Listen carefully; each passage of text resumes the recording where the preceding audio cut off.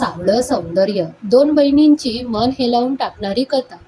कधी कधी देव दोघींना सारखंच मन देतो, पण समाज त्यांना वेगवेगळ्या नजरेने बघतो. आजची कथा आहे दोन बहिणीची, दीपाली आणि मिताली. पण ही फक्त त्यांची कथा नाही, ही प्रत्येक त्या मुलीची कथा आहे जिला कधी तिच्या रंगामुळे नाकारलं गेलं. बाबा वर्तमानपत्र वाचत बसलेले.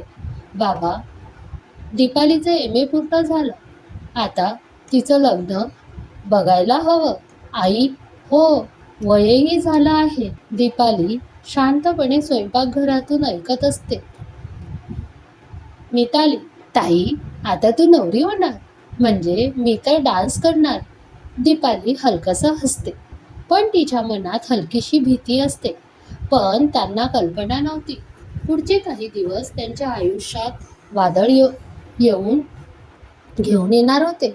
मुलाकडचे लोक येतात, चहा, पोहे, गप्पा, औपचारिक हसू. मुलांची आई हळूच विचारते, ती दुसरी मुलगी कोण?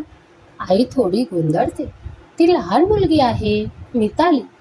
मुलाची आई, खूप सुंदर आहे हो. दीपालीचं हसू गोठतं.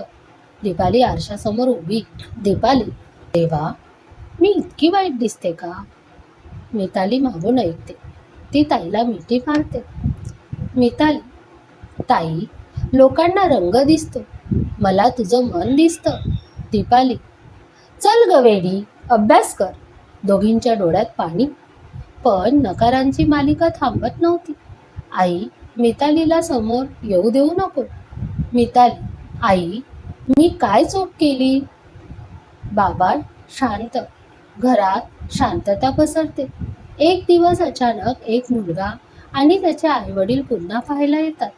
पण यावेळी मुलगा स्पष्ट म्हणतो, मला मोठ्या मुलीशी एकटं बोलायचं आहे. सगळे चकित. दीपाली आणि मुलगा गॅलरीत जातात.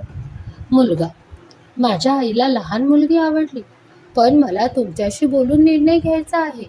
दीपाली शांतपणे म्हणते, तुम्ही मनापासून सांगा, तुम्हाला मी आवडले नाही ना? मुलगा काही क्षण शांत राहतो आणि म्हणतो, तुम्ही वाईट नाही, पण मला सुंदर बायको हवी आहे. हे ऐकून दीपालीच्या डोळ्यात अश्रू येतात. ती हसत म्हणते, धन्यवाद, निदान प्रामाणिक आहात. त्या दिवशी दीपाली तुटली, पण त्याच दिवशी ती घडायलाही लागली.